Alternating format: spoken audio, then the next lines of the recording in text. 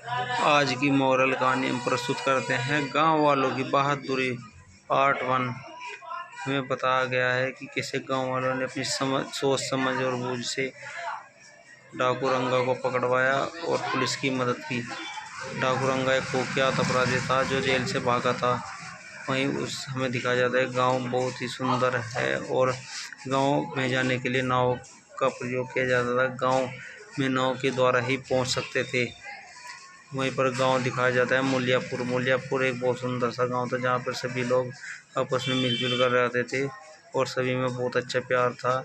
वहां पर किसान दिवस को प्रमुखता दी जाती थी। किसान दिवस के दिन सभी गांव वाले एक दूसरे के पास आकर किसान दिवस को मनाने के लिए एक दूसरे का हाथ बटाते थे और हर्ष और उल्लास से किसान दिवस को मनाते थे। हमें बताया जाता है कि डाकू रंगा अपने साथियों के साथ गांव के समीप आ पहुंचा है। वह जेल तोड़कर भागा था। वह पुलिस वालों की झड़प से भागा हुआ था। अब डाकू रंगा पैसों से कंगाल हो चुका था। अब उसने एक गांव में आया और गांव वाले को पकड़ लिया और कहने लगा जो भी तुम्हारे पास है सब निकाल दो। गांव वाले ने कहा भाई हमारे पास कुछ नहीं है, हम तो गरीब आदमी हैं। अगर तुम्हें पैसा लेना ही है तो धनिया सेठ की हवेली पर जाओ, वहाँ पर तुम्हें बहुत सारा धन और पैसा मिलेगा।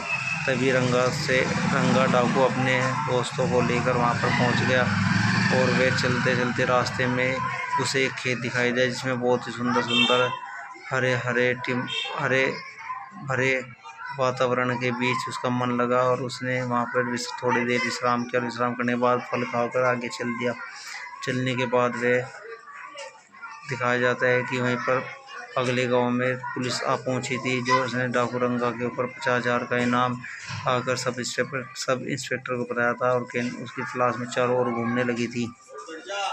वहीं पर पुलिस वालों ने जंगल के बीच हेडक्वार्टर बनाकर वहीं पर अपने 2 सिपाही कमांडो तैनात कर रखे थे जो डाकू रंगा के वनों में तलाश कर रहे थे।